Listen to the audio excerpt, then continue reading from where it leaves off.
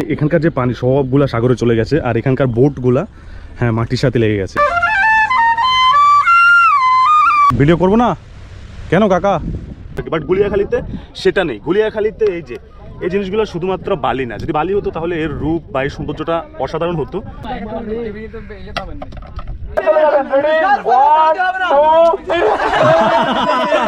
আর এটা দিয়ে ওরা অ্যাটাক করে অথবা নিজেকে প্রোটেক্ট করার জন্য ব্যবহার করে।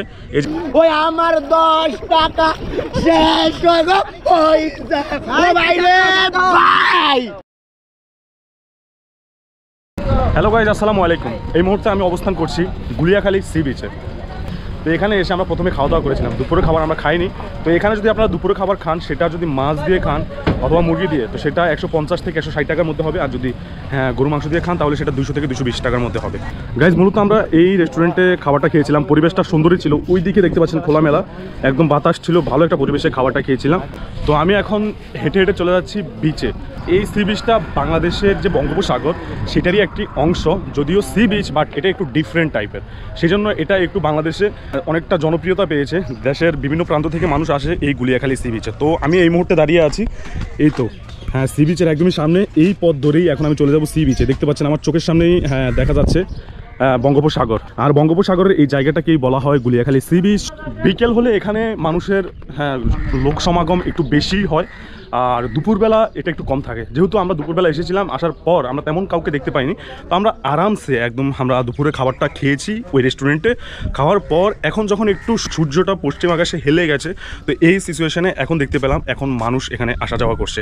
গাইজ, দেখতে পাচ্ছেন ভাটি থাকার কারণে এখানকার যে পানি সবগুলা সাগরে চলে গেছে আর এখানকার বোটগুলা হ্যাঁ মাটির সাথে লেগে গেছে। তো এই পথ ধরেই আসলে বিচের মধ্যে যেতে হয়। আমিও যাচ্ছি। বাটি থাকার কারণে এই খালের পানি একদম তলাতে নেমে গেছে আর পুরো পানি চলে গেছে এই সাগরে, বঙ্গোপসাগরে। দেখতে পাচ্ছেন বাটির কারণে একদম খালি, এই সব পানি চলে যাচ্ছে এখনও। আবার যখন জোয়ার আসবে এই খাল একদম ভরপুর হয়ে যাবে, পানি এইখানে উঠে যাবে। এইতে পানি দেখতে পাচ্ছেন এইখানে উঠে যাবে। গাইজ, আফটার অল আমরা এসে পৌঁছে গেলাম গুলিয়াখালী সি বিচে। ব্যাক ক্যামেরা দিয়ে দেখালে আপনারা বুঝতে পারবেন। এই যে গাইজ, গুলিয়াখালী সি বিচে দেখলাম একজন দোকানদার বাঁশি বাজাচ্ছে।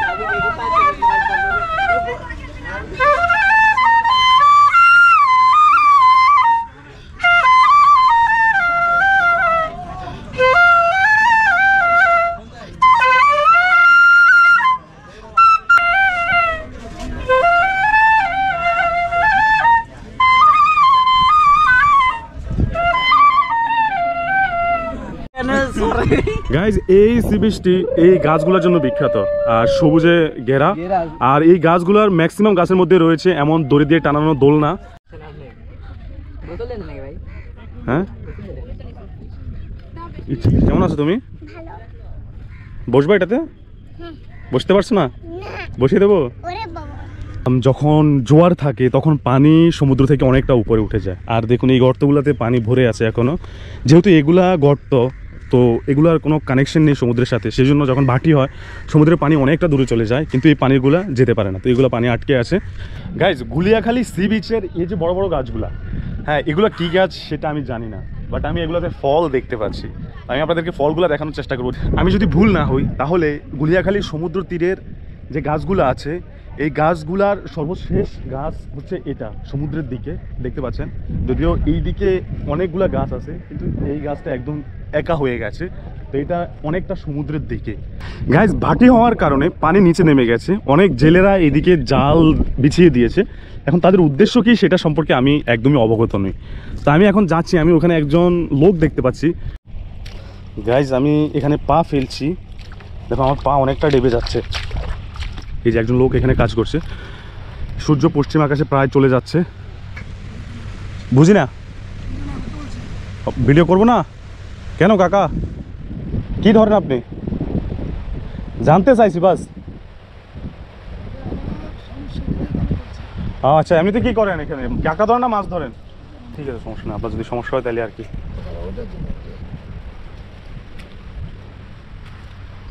আর ভাটি হওয়ার কারণে পানি যেহেতু নিচে নেমে গেছে, এখানে হয়েছে অনেকটা স্পেস, খেলার উপযোগী জায়গা। বন্ধুরা মিলে ঘুরতে এসেছে কোথাও থেকে, তো ঘুরতে এসেছে, ফুটবলও নিয়ে এসেছে।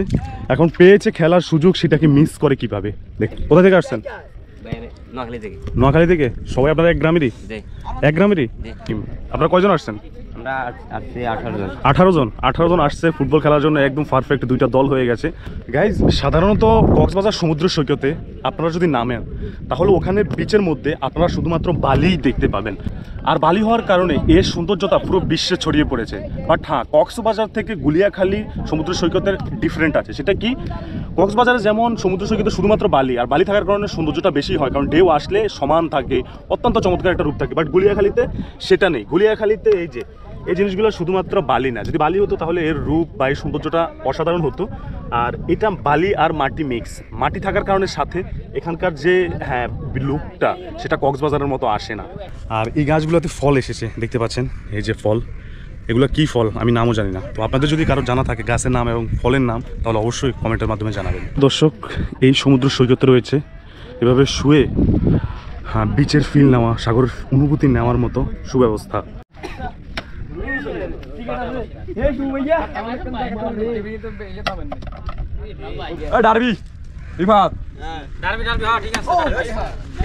বকের একটা পাল যাচ্ছে এই মুহূর্তে গুলিয়াখালী বিচের উপর দিয়ে। একটি গাছকে কেন্দ্র করে এই সমুদ্র সৈকতে দেখুন ছোট ছোট কতগুলা, এগুলো গাছ বলবো নাকি শিকড় বলবো না কি বলবো আমি ঠিক বলতে পারছি না, বাট এগুলোর অভাব নেই।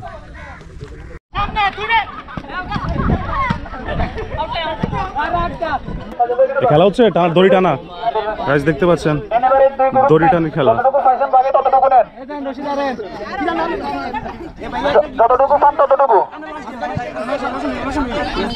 গাছ দেখতে পাচ্ছেন দড়ি টানা খেলা। গাছ দড়ি টানা খেলা গুলিয়াখালী সি বিচে। এই সি বিচের পাশে এখানে একদল দড়ি টানার খেলা খেলছে। তো আপনারা দেখুন এখানে রেজাল্ট কি হয়। সবাই প্রস্তুত তো নাকি? রেডি? চলে যাবেন। রেডি?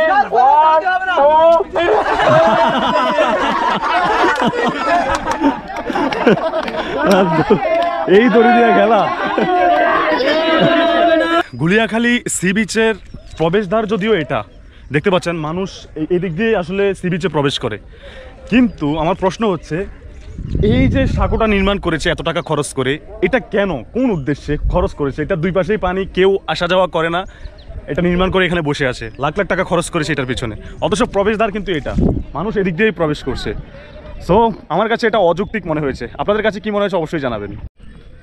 গাইজ, গুলিয়াখালী সি বিচে আমার পিছনে দেখতে পাচ্ছেন একটি গোসলাগার, আসলে একটা টয়লেট এবং গোসল করার স্থান। কেউ যদি সি বিচে গোসল করে, তাদেরকে আবার গোসল করে রিফ্রেশ হতে হয় বা ওয়াশরুমের যদি প্রয়োজন হয় তাহলে এই জায়গাটি ব্যবহার করার সুযোগ রয়েছে। লক্ষ লক্ষ টাকা ইনভেস্ট করে আসলে সরকারিভাবে অনুমোদিত এই জায়গাটিতে এই প্রতিষ্ঠানটি নির্মাণ করেছে।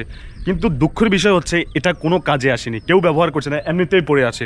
রাষ্ট্রীয় সম্পদ এভাবেই নষ্ট হচ্ছে।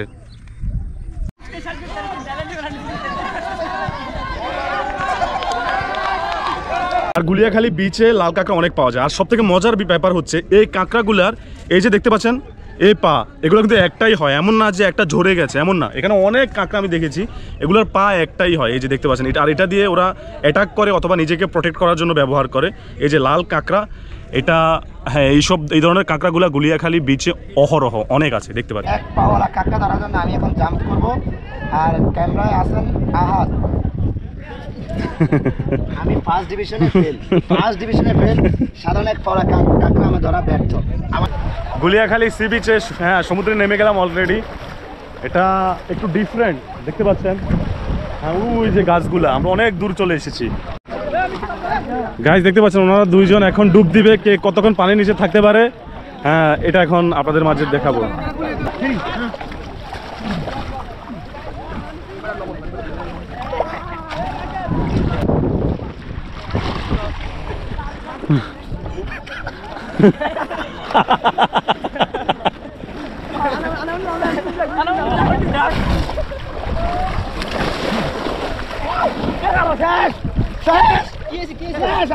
আমার সম্পদ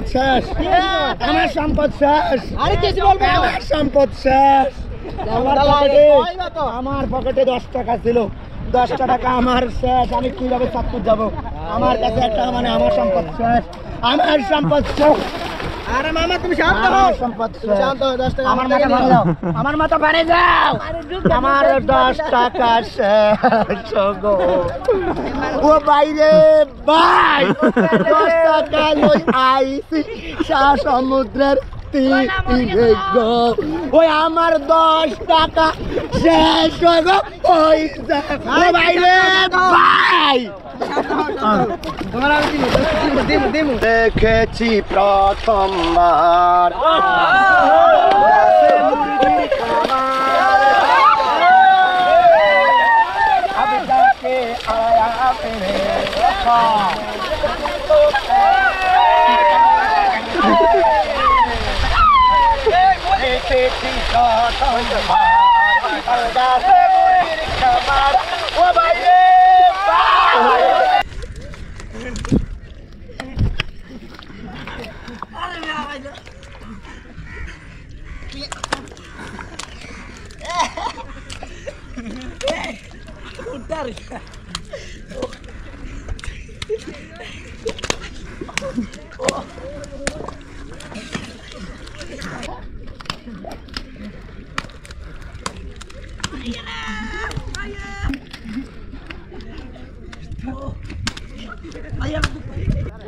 গাইজ আজকে এই ভিডিওর মাধ্যমে গুলিয়াখালী সি বিচকে নিয়ে সম্পূর্ণ একটি ব্লগ আপনাদের মাঝে তুলে ধরেছি। আশা করি এই স্পোর্টটার সম্পর্কে আপনারা এখন সব কিছুই জেনেছেন আর বুঝেছেন। একজন ভ্রমণ পিপাসু লোক এখানে আসলে কিভাবে এখানে সময় কাটাতে পারবে, কিভাবে সেলিব্রেশন করতে পারবে, সমুদ্রে কিভাবে নামতে পারবে, অথবা না নেমে কিভাবে সেলিব্রেশন করতে পারবে, সেটাও এই ভিডিওর মাধ্যমে তুলে ধরেছি। আশা করি আজকের এই ভিডিওটা আপনাদের ভালো লেগেছে। ভালো লাগলে অবশ্যই পাশে থাকবেন লাইক কমেন্ট শেয়ার করে। আজকের ভিডিওটা এই পর্যন্তই। সবাই ভালো থাকবেন, সুস্থ থাকবেন। মাস সালাম।